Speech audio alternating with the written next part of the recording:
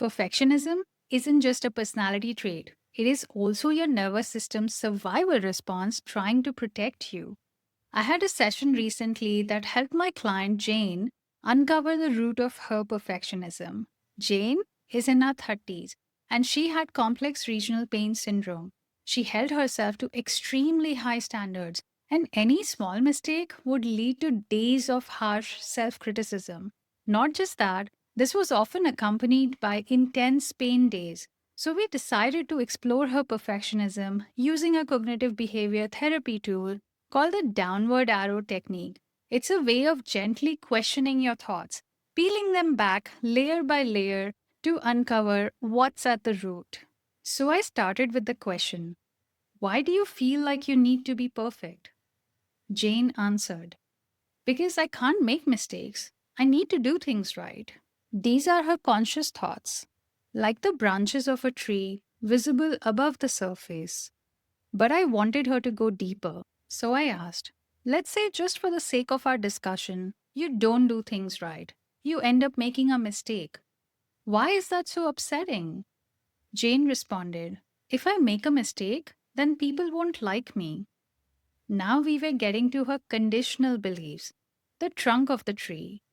Conditional beliefs are the hidden rules and assumptions we carry about ourselves, others, or the world. They often sound like, if X, then Y.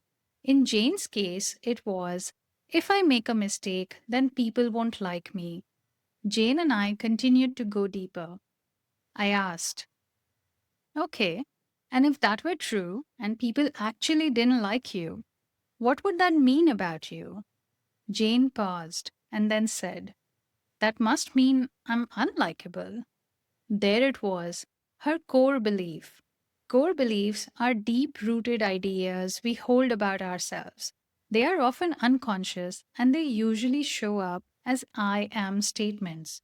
I'm unlikable, I'm not good enough, I'm not smart enough, I'm not attractive enough.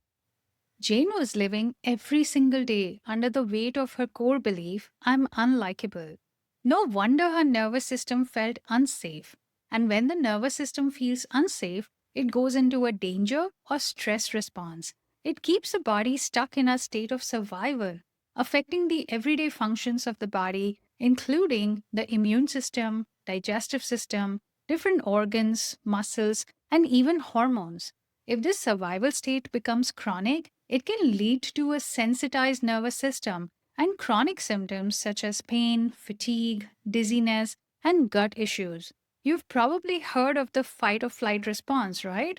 Perfectionism is a form of the fight response.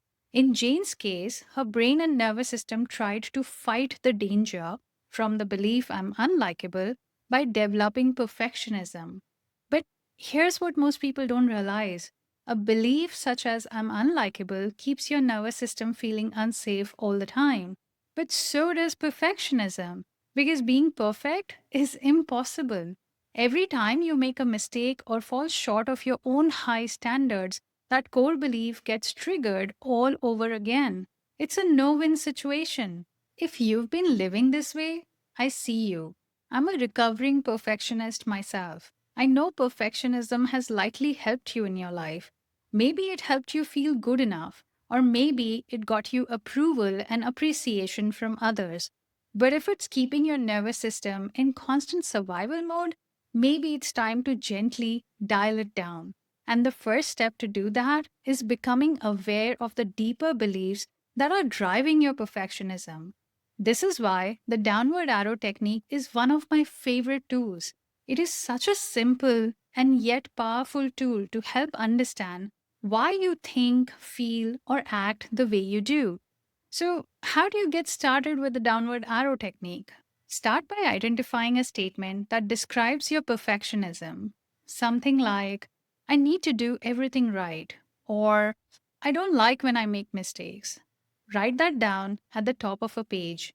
Then draw a downward arrow underneath and ask yourself, why is this so important to me?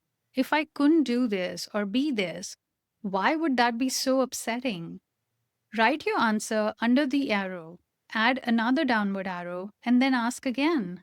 If that statement were true, why would that bother me? How does that reflect on who I am?